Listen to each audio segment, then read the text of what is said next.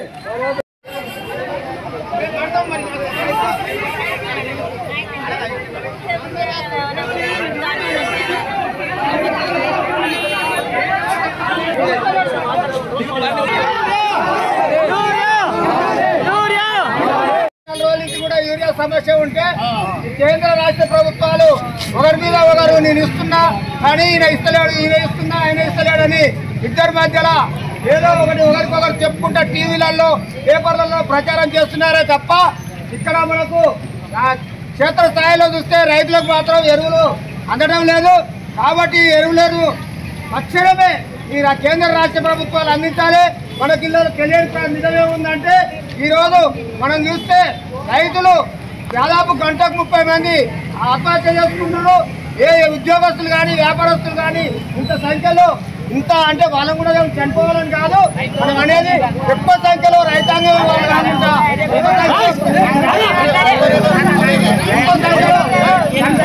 ఈరోజు మనము దీర్ఘంగా ఆలోచిస్తే కేంద్ర ప్రభుత్వం గత 2 సంవత్సరాల నుంచి మనను రైతు వ్యతిరేక చట్టాలు తీసుకొచ్చి 750 మంది చంపేదానికి కరోనా టైంలో 750 మంది చచ్చిపోయారు. ఆ చచ్చిపోయిన టైంలో 750 మంది చచ్చిపోతే నా కొరకు చచ్చిపోయారా అని కూడా మాట్లాడిన సందర్భాలు ఉన్నాయి. అయితే కార్పొరేట్ శక్తులకు వ్యవసాయాన్ని యూరియాను మనం ఎందుకు యూరియాను తగ్గిస్తే దిగుబడి తగ్గుద్ది, తగ్గితే రైతులు నష్టపోతారు.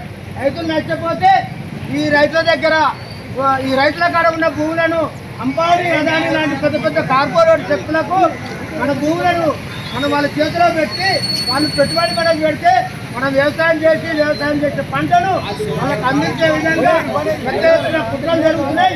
ఇందులో భాగంగానే పోయిన సంవత్సరం నుంచి 87,334 కోట్ల రూపాయలు రాయితీలు అంటే మనకు 500 రూపాయలు ఫస్ట్ పడితే 1000 రూపాయలకు కొని ఉదాహరణ 1000 రూపాయలకు గవర్నమెంట్ కొనియాలి. కొన్ని ఇతర దేశాల్లో అమెరికా లాంటి దేశాల్లో వ్యవసాయం ఏ విధంగా ఉందంటే మనం రైతులకు తెలియని విధంగా ఉంది. ఏ విధంగా ఉంది అంటే అక్కడ 100కు 90 రూపాయలు దాకా 80 నుంచి 90 రూపాయలు రైతులకు ఎక్కి వ్యవసాయం చేస్తున్నారు. కానీ ఇక్కడ వ్యవసాయాన్ని మొత్తం అట్టడుగు స్థాయికి వచ్చి పెద్ద పెద్ద బడా కార్పొరేటర్లకు పెద్ద పెద్ద మన కంపెనీలో పారిశ్రామిక వ్యవసాయ రంగం ఒకటే మిగిలిపోయింది. వ్యవసాయ రంగాన్ని కూడా వాళ్ళకి అప్పచెప్తే మొత్తం దోచుకొని తీరొచ్చని కేంద్ర ప్రభుత్వం చాలా కుట్రపూరితమైన విధంగా వ్యవహరిస్తూ రైతులని ఈరోజు రోడ్ల పాలు చేస్తుందంటే ప్రధాన ప్రభుత్వమే ఫస్ట్ బాధ్యత వహించాల్సిన విషయం ఉంది. తర్వాత రాష్ట్ర ప్రభుత్వం కూడా ఉంటుంది. కానీ కేంద్ర ప్రభుత్వం అక్కడి నుంచే రాంది రాష్ట్ర ప్రభుత్వాలు అంటే రాష్ట్ర ప్రభుత్వం సమర్థించడం అని కాదు. కాకుండా ఇక్కడ మన ముఖ్యమంత్రి గారు కూడా యూరియా సరిపోయి ఉన్నది తీసుకోండి అని చెప్తున్నాడు. కాబట్టి అయినా నేను పంపుతున్నా అని చెప్తుంది, ఇక్కడ సరిపోయి ఉందని చెప్తుండు. మరి ఎవరు తింటున్నారు, ఎక్కడ పోతుంది యూరియా? కాబట్టి మనం ఎన్ని రైతులందరం మనం గమనించుకోవాలి. రైతులం ఐక్యంగా ఉండాలి. రైతులం మనం జైల్లో పడైనా కూడా దేనికి పోయినా కూడా మనం వెనకాడాల్సిన అవసరం లేదు. పడాలి ఓట్లకు కూడా వస్తావు, చున్ని నాటుతావు, మళ్ళీ కూర్చుతావు, కాళ్ళు నొక్కుతావు. ఈ రోజు నాకు యూరియా బస్తీ అంటే ఇవ్వలేకపోతున్నావు. ఎందుకు? రైతు ఏం చేస్తుండు? రైతు పేదోడనా? ఒక్కొక్క కాసాన్ని నాయకులు రోడ్లు బస్తాలు తెచ్చుకుంటున్నారు. మాకెందుకు ఇవ్వలేకపోతున్నావు? రైతుకు పేదోడనే కదా. రైతు కష్టానికి విలువ లేదు. అంటే ఈరోజు విలువిస్తే రేపు ఒడ్లు కనబడుతుంది అనుకుంటామేమో కానీ ఈరోజు విలువిస్తే రేపు ఒడ్లు కనబడుతుందని ఇస్తలేమేమో కానీ మాకు యూరియా కావాలి, ఒడ్లు పండియాలి, నువ్వు కొనాలి, నేను బతకాలి. రైతు రాజు అంటే రైతే రాజు.